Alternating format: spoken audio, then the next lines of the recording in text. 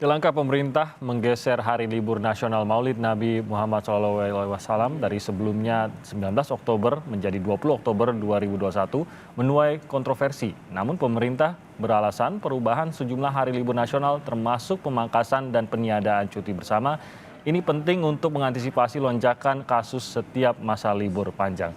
Dan sudah bergabung untuk membahas ini secara daring bersama kami Sekretaris Direktorat Jenderal Bimas Islam Kementerian Agama Pak M. Fuad Nasar dan epidemiolog dari Universitas Indonesia Pak Iwan Aryawan.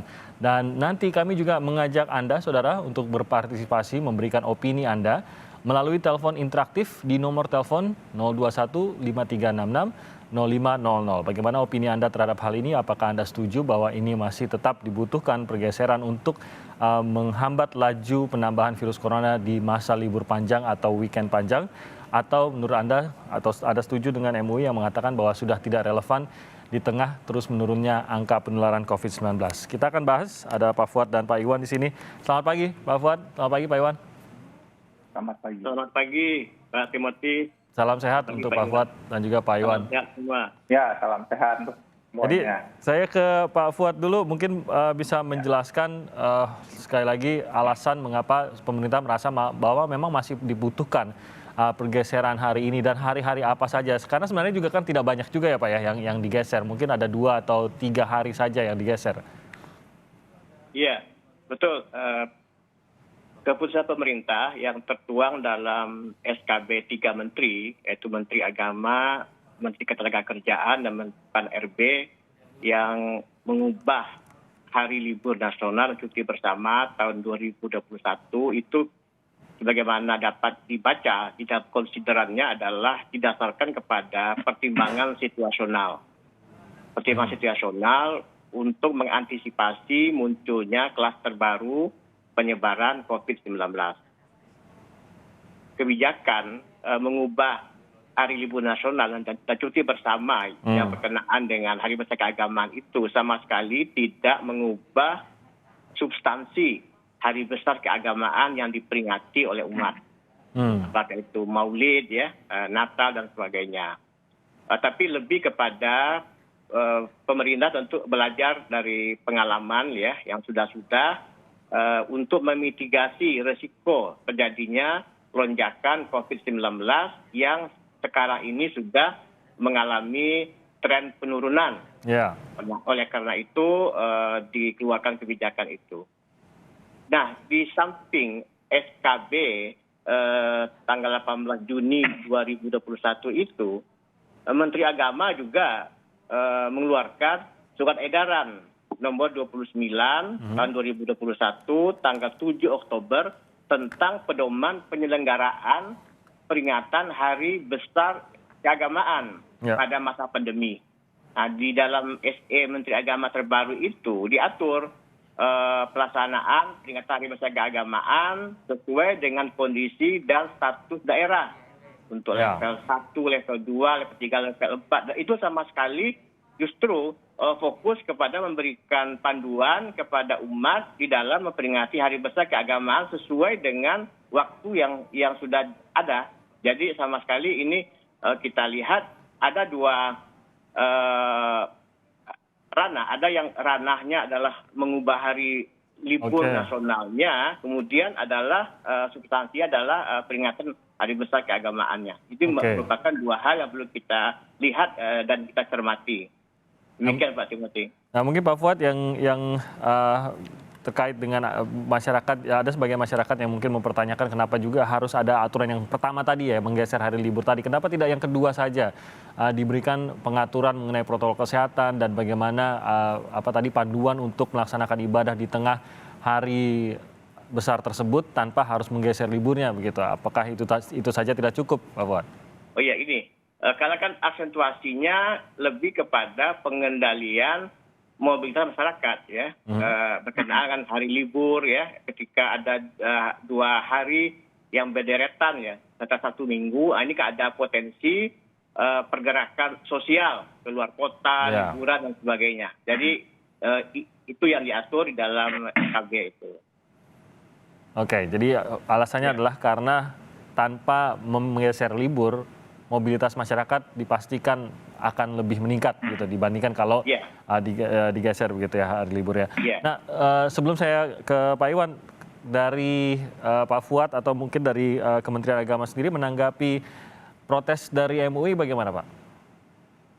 Ya tentu Kementerian Agama menyimak ya dan memperhatikan berbagai pandangan ya, berbagai pendapat dan tanggapan ya yang diberikan ya oleh ormas Islam ya ataupun tokoh-tokoh masyarakat. Tentu dan kami ingin menyampaikan bahwa ini bukan perubahan dan sifatnya permanen ya. Kita tentu berharap dan berikhtiar berdoa apabila kondisi sudah kembali normal, tentu kita akan kembali menetapkan hari libur nasional itu sesuai dengan tanggal jatuhnya hari besar keagamaan itu.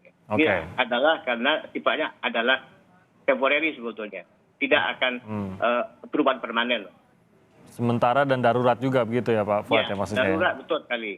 Oke, baik saya ke Pak Iwan. Pak Iwan, kalau kita melihat sejarahnya, benarkah bahwa memang salah satu titik terciptanya gelombang-gelombang baru dalam sebuah pandemi ini memang adalah hari-hari libur atau masa liburan yang panjang, termasuk diantaranya ya long weekend ataupun yang lebih panjang dari itu ada yang mungkin seminggu lebih. Apakah benar ini biasanya titik awal munculnya gelombang baru?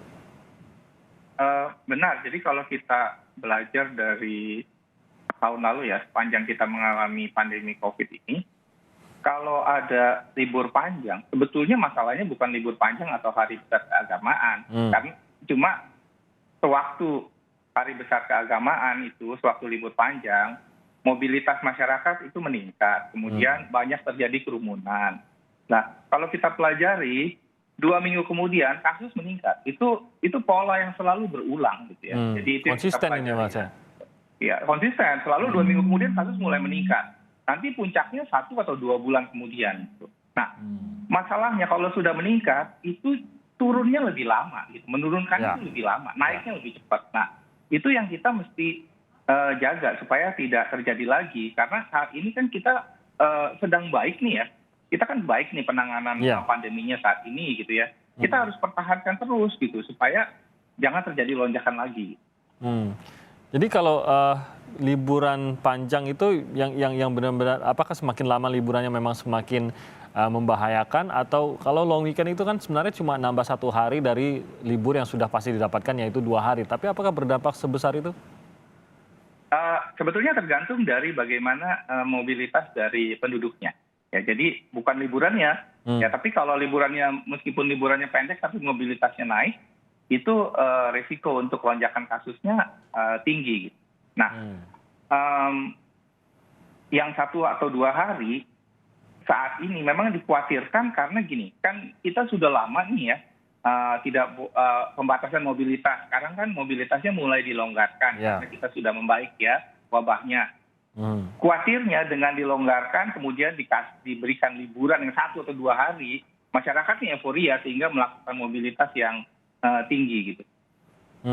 Jadi kalau dilepas kalau ada penambahan 1 hari pasti psikologinya berbeda gitu ya.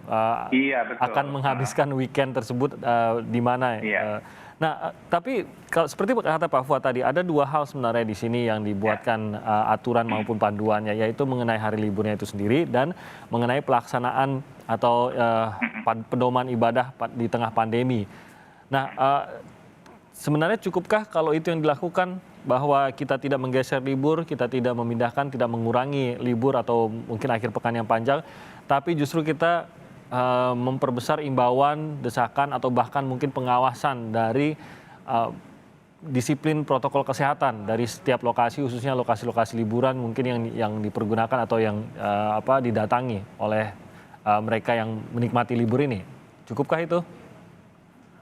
Menurut saya tidak ya. Jadi memang yang dilakukan pemerintah saat ini sudah tepat ya dari segi hari liburnya kan tetap ada digeser.